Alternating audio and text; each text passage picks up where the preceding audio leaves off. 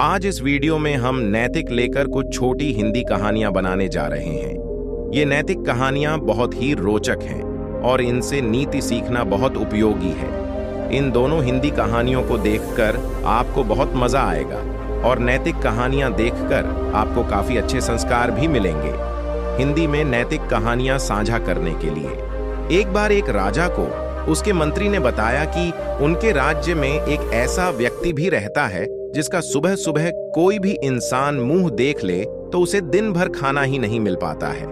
इस बात की सच्चाई को जानने की इच्छा राजा के मन में उठी और अगले ही दिन राजा ने उस व्यक्ति को अपने राजमहल में बुला लिया और कमरे के सामने वाले कमरे में ही उसे सुला दिया।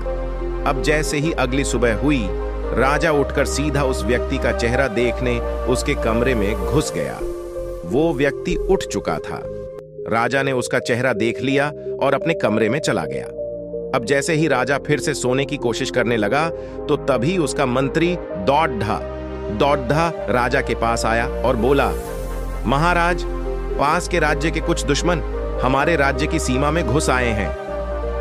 राजा तुरंत उठा और उसने सेना को तैयार करने का आदेश दिया और खुद भी तैयार होकर सेना के साथ जंगल की तरफ चला गया। जंगल में घूमते घूमते सुबह से शाम हो गई, लेकिन उन दुश्मनों का कोई पता नहीं चला। राजा शाम को भूखा प्यासा महल में आया। राजा गुस्से से भरा पडिड्डा था, क्योंकि उस व्यक्ति का चेहरा देखने के बाद ही ये सब हुआ था। राजा ने उस व्यक्ति को तुरंत फांसी की सजा देने की घोषणा कर दी। दूसरे दिन फांसी लगने से पहले राजा उस व्यक्ति से बोला कि तुम सच में मनहूस हो। सुबह सुबह तुम्हारा चेहरा कोई देख लो तो वो सच में सारा दिन भूखा प्यासा ही रह जाता है। बताओ, मरने से पहले तुम्हारी कोई आखिरी इच्छा है? आखिरी इच्छा मांगने से पहले वो व्यक्ति बोला, महाराज, मेरा चेहरा देखने की वजह से आपको सिर्फ भूखा रहना पड़ता था, लेकिन आपका चेहरा देखने की वजह से तो मुझे मौत मिलने वाली है। फिर हम दोनों में से ज्यादा मनहूस कौन हुआ? इतना सुनते ही उस राजा का मुंह शर्म से लाल हो गया और तभी उसे संत की एक बात याद आई, बुरा जो देखने में गया बुरा मिला ना कोई, जब अपने दिल में झांक कर देखा तो मुझसे बुरा ना और कोई। दूसरों में बुराई देखने से पहले हमें खुद के अंदर भी एक बार झांक लेना चाहिए। दूसरों में बुराई ढूंढने वाले अक्सर ये भूल जाते हैं कि वो खुद कैसे हैं। दूसरा कहानी। ये कहानी है एक राजा की, जो कि अपने राज्य का सबसे बेहतरीन तीरंदाज आर्चर था। एक बार वो राजा किसी काम से दूसरे राज्य की तरफ जा रहा था। जैसे ही राजा उस राज्य में पहुंचा तो वो यह देखकर हैरान हो गया कि उस राज्य के बाहर हर पेड़ पर एक तीर लगा हुआ है।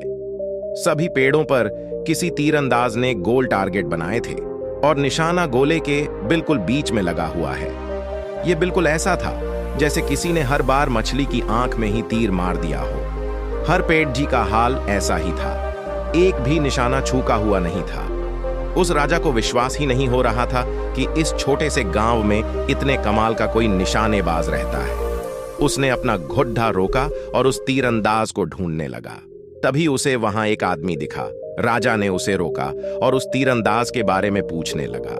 राजा की उत्सुकता को देखकर वो आदमी हंसने लगा। उसने राजा से कहा, वह एक मूर्ख व्यक्ति है, उसकी तरफ ध्यान देने की आपको कोई खास आवश्यकता नहीं है। आप जिस काम से आए से हैं, पहले उसे पूरा कर लीजिए। राजा ने कहा, तुम नहीं समझोगे, वो मूर्ख हो सकता है, पर मुझे इस बात से फर्क नहीं पड़ता। वह बहुत अच्छा निशानेबाज है, मुझसे भी ज्यादा बेहतर है। मैं उससे मिलना चाहता हूं। राजा को देखकर भीड़ जमा हो गई। सब हंसने लगे। उससे मिलकर क्या हासिल होगा? वह पागल है। राजा को यह विश्वास नहीं हो रहा था कि आखिर एक पागल मूर्ख इतना अच्छा निशाना कैसे लगा सकता है, इतना सटीक, इतना अचूक। राजा ने कहा, हंसना बंद करो और उस आदमी को बुलाओ। उन लोगों ने उस लडीडेचके को बुलाया और राजा को उससे मिला दिया। उस लडीडेचके को देखते ही राजा ने उससे पूछा, तुम हर बार एकदम सटीक निशाना कैसे लगा लेते हो? तुम्हारा राज क्या है? तो वो लडीडेचका बोला, कौन सा राज? राजा ने उसे हर पेड़ में गोले के बिल्कुल बीच में लगे हुए तीर की ओर इशारा करके दिखाया। वो लडीडेचका जोर जोर से हंसने लगा और बोला, मैं आपको झूठ नहीं बोलूंगा, सच ये है कि मैं पहले तीर चलाता हूं और वो तीर जहां भी लगता है मैं उसके चारों ओर गोला बना देता हूं।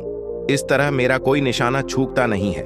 इससे कोई फर्क नहीं पड़ता कि तीर कहाँ जाता है, मैं अपना घेरा वहीं बना देता हूँ। जो भी इस गांव से गुजरता है वो इस कुशलता को देखकर हैरान हो जाता है। मैं कभी किसी को सच नहीं बताता, पर आप राजा हैं और मैं आपको झूठ नहीं बोल सकता। जो जैसा दिखता है वो सच में वैसा होता नहीं। कुछ लोग पहले निशाना लगा देते हैं और फिर उसे अपना लक्ष्य बना लेते हैं, और जो लोग उनकी बात नहीं जानते उन्हें उनका काम, उनका तरीका बिल्कुल सही नजर आता है।